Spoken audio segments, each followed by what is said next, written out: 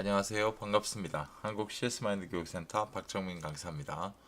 2017년도 9월 10일 날 봤던 기출문제, 저희가 오늘 8번째 시간입니다. CS 실무론, 저희가 11번 문제부터 20번 문제까지 문제풀이하는 키워드에 대한 걸 말씀드리도록 하겠습니다.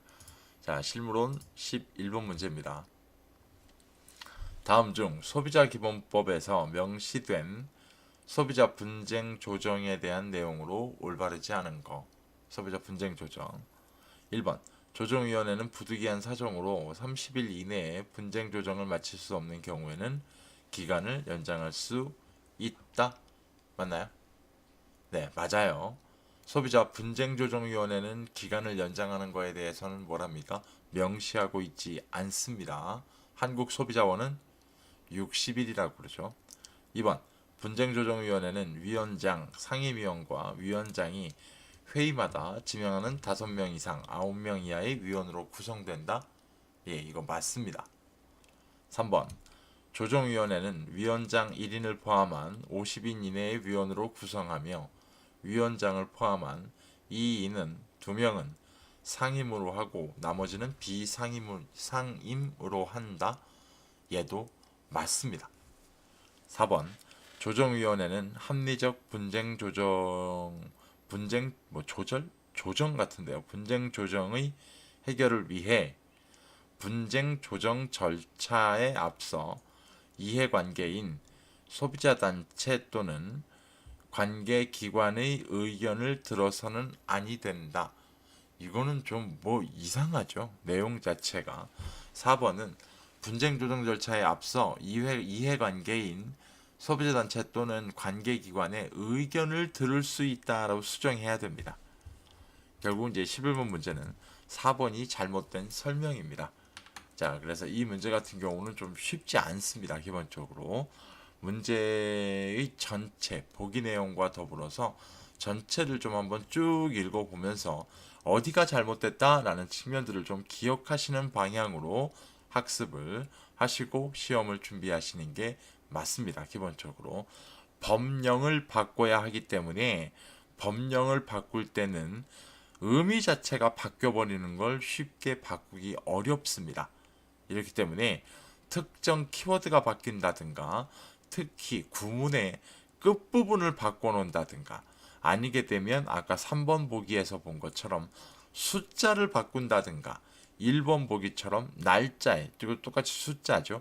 저런 걸 바꾼다든가 이런 관점의 문제 유형이 많기 때문에 그런 쪽으로 포커스를 해서 시험을 대비하시면 될 것 같습니다. 다음 문제 보겠습니다.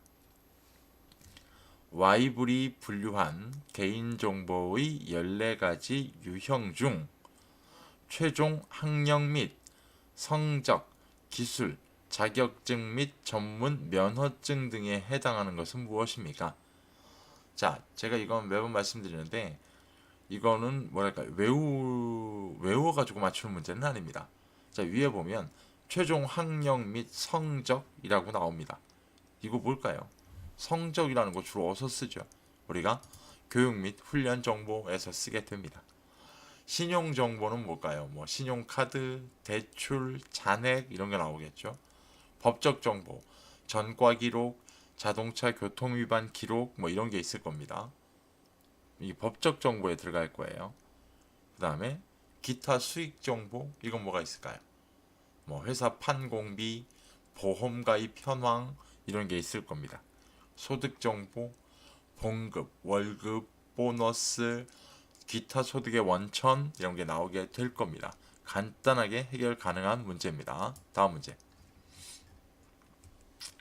개인정보 보호에 관한 OECD 8원칙 중 다음 보기의 설명에 해당하는 것은 무엇입니까? 자, OECD의 8원칙 나옵니다. 보기, 개인정보는 정보 주체의 동의가 있는 경우나 법률의 규정에 의한 경우를 제외하고는 명확화된 목적 이외의 용도로 공개되거나 이용되어서는 아니 된다. 자, 이게 잘 보시면 목적에 부합하는 것 말고는 다른 용도나 목적 이런 걸로 공개돼서는 아니 된다라고 나옵니다. 결국은 개인정보 얻은 다음에 뭐 할 때만 써라. 네, 이용 목적에 해당할 때만 써라. 그래서 정답은 이용 제한의 원칙이라고 보실 수가 있겠죠.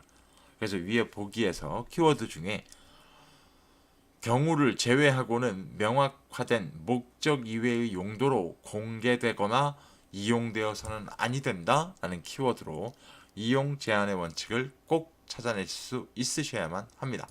다음 문제. 다음 중 개인정보보호법에서 규정한 개인정보 보호 책임자. 자, 개인정보 보호 책임자 뭡니까? 개인정보 얻은 회사의 책임자 얘기하는 거예요. 업무 수행으로 올바르지 않은 것은 무엇입니까?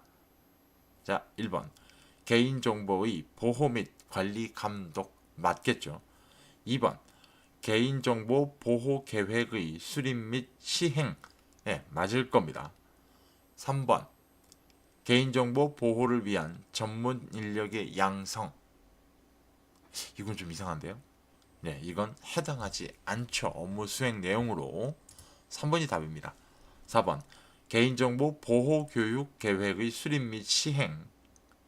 5번 개인정보 처리와 관련한 불만의 처리 및 피해 구제. 나머지 4가지가 다 개인정보 보호 책임자의 업무 수행에 해당합니다. 저것 말고 저 4가지 보기 말고도 3가지가 더 있어요. 여러분들 꼭 참고해 보셔야 되고요. 3가지 좀 미리 말씀드리면 개인정보 처리 실태 및 관행의 정기적인 조사 및 개선, 개인정보 유출 및 오용, 남용 방지를 위한 내부 통제 시스템의 구축, 개인정보의 적절한 처리를 위하여 대통령령으로 정한 업무. 이렇게 3가지, 총 7가지 정도가 있습니다. 꼭 좀 보시길 바랍니다. 이 전문 인력 양성이라는 건 아니라는 거예요. 일단 여기서 중요한 건. 다음 문제. 오랜만에 CS 전략론, 실무론 7장에서 문제가 나오네요. 15번 다음 중 성인학습의 원리와 특성에 대한 설명으로 가장 올바르지 않은 것이라고 나오죠. 1번 성인 학습자는 알려고 하는 욕구가 있다. 이래서 성인들이 질문하는 거예요. 2번 성인 학습자는 다양한 경험을 가지고 있다. 이거 맞죠? 3번 성인 학습자는 선택적으로 학습 상황에 임합니다. 예, 이거 맞습니다. 뭐 강제적으로 수업에 들어가는 건 고등학교 때까지밖에 없잖아요. 4번 성인 학습자는 자기주도적 학습을 원합니다. 네, 맞죠? 5번 성인 학습자는 학습을 위해 절대 많은 시간이 요구되지 않는다. 네, 이건 뭐 잘못됐습니다. 많은 시간이 요구됩니다. 반대로. 그래서 이런 문제 같은 경우는요. 성인 학습의 원리 뭐 외워놨다 라고 해서 풀 수 있는 것보다는 제가 봤을 때는 시간만 확보돼서 전체 보기 5가지를 읽어볼 수만 있으면 해결이 될 만한 문제 유형이기도 합니다. 다음 문제 좀 볼까요? 인상 형성과 관련된 내용 중 다음 보기의 사례에 해당하는 것은 철수, 너 어제 저녁 뉴스 봤어? 영희, 아니, 왜? 철수, 왜 있잖아. 이번 주 음원 차트에서 1위 했었던 KI 스타즈라는 아이돌 그룹 어제 새벽에 음주운전으로 구속됐대. 영희, 진짜? 얼마 전까지 기부천사라고 칭찬이 자자해서 정말 좋아했는데 많이 실망스럽다 라고 나옵니다. 여러분 이건 보기를 제가 지금 읽어드렸는데요. 읽어드린 이유가 있어요. 흔히 우리가 딱 봤을 때 제가 일반인이라고 그럴게요. 일반인이 연예인이라는 사람들을 바라볼 때 나오는 여러 가지 첫인상 또는 인상 형성의 효과 중에 가장 대표적인 효과로 표현되는 게 뭐냐면 그게 부정성 효과입니다. 모 연예인이 몇 년 동안 방송을 안 하다가 방송에 나왔는데 딱 나오자마자 고객들은 일반인, 그러니까 쉽게 해서 시청자들은 뭐라는 거야? 아, 거짓말, 도박, 갱기열 이런 걸로 그 사람의 연예인을 판단하고 기억해버린다. 이런 효과를 우리가 부정성 효과라고 부르게 됩니다. 그래서 위에 나와 있는 보기에 대한 예시에 대한 형태를 좀 보시고요. 저런 걸 나타내는 게 대표적으로 부정성 효과구나라는 것 정도를 기억하시면 될 것 같습니다. 다음 문제입니다. 다음 보기의 내용 중 메라비언의 법칙에서 제시된 시각적 요소를 찾아 모두 선택한 거. 야, 하다못해 이런 문제도 나옵니다. 이제는 1번 음성 맞나요? 음성이 시각적일 리가 없습니다. 2번 전문 지식. 자, 전문 지식이 시각적일 리가 없잖아요. 표정 시각적이죠. 억양 시각적이지 않습니다. 복장 시각적이죠. 동작 시각적입니다. 결국은 표정, 복장, 동작이 될 겁니다. 그러면 다, 마, 파가 정답이 될 겁니다. 이런 문제도 출제된다는 거 꼭 좀 기억하셔야 됩니다. 다음 문제입니다. 인사의 종류와 관련해 다음 중 정중예를 해야 될 경우로 가장 적절하지 않은 거. 자, 적절하지 않은 거 찾으랍니다.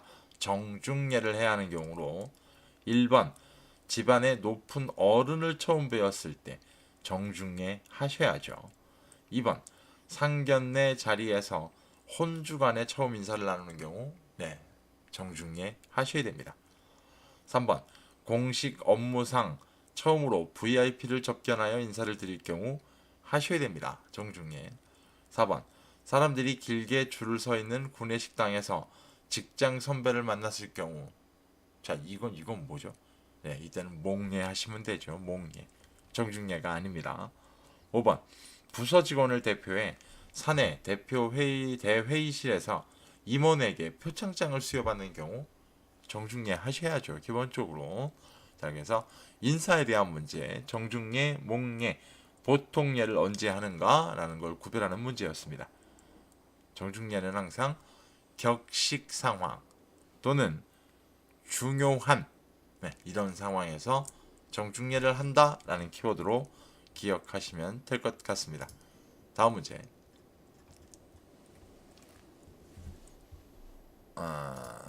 다음 문제 좀 볼까요?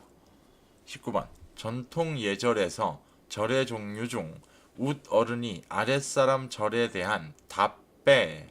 자, 이건 이제 윗사람이 하는 절이죠. 아랫사람의 답의 절에 대한 시에 주로 사용하는 것은 무엇입니까? 라고 나오는데요.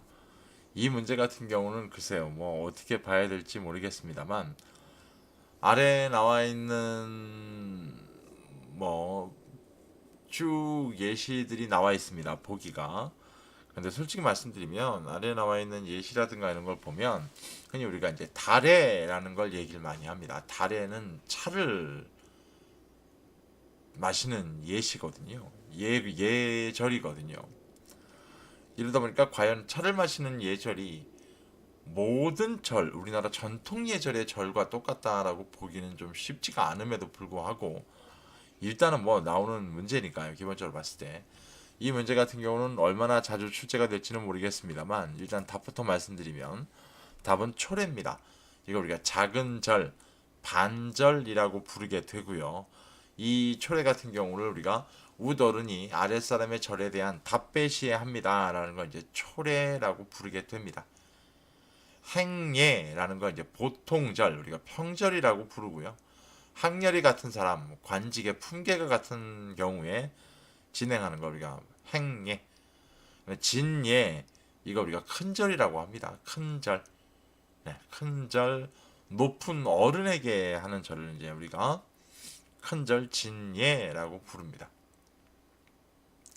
매우 큰 절을 우리가 배례라고 합니다. 배례. 관혼상제에서 하는 거죠. 배례라고 부르기도 합니다. 이 정도만 좀 기억하시고 일단 답배라는 문제에서 키워드가 답배시에라고 나오면 초래, 작은 절 또는 반절이라는 키워드로 아예 연관을 좀 적어 놓으시면 될 것 같습니다. 다음 문제입니다. 공수법입니다. 전통적인 공수법에 대한 설명으로 올바른 것, 이제 맞는 것 찾으랍니다. 1번. 남자와 여자의 손 위치는 같다. 남좌여우입니다. 다릅니다. 2번. 평상시와 흉사시의 손 위치는 같다. 다르죠. 네, 유일하게 달라지는 경우입니다. 3번 평상시와 제을의 제사시의 손위치는 같다? 맞나요? 네, 맞습니다. 제사는 흉사가 아닙니다. 4번 평상시 여자는 왼손을 위로 하여 아까 제가 남좌 여우 네, 여자는 오른손. 평상시 5번 평상시 남자는 오른손을 위로 하여 남좌 여우 남성은 왼손 이렇게 구별하시면 됩니다. 무조건 출제될 문제입니다. 앞으로도. 그래서 꼭 기억하셔야 됩니다. 자, 오늘 저희가 20번까지 10문제 쭉 풀어봤고요. 몇몇 가지 문제는 간단한 키워드만 기억하셔도 해결이 될 만한 문제, 몇몇 문제는 좀 보기 내용을 다 읽어보셔야 하는 문제, 여러 가지 형태가 좀 섞여 있었던 10문제였던 것 같습니다. 오늘 10문제 들어주시느라 고생 많이 하셨고요. 다음 시간에는 21번부터 저희가 30번까지 차례대로 말씀드리도록 하겠습니다. 고생하셨습니다. 감사합니다.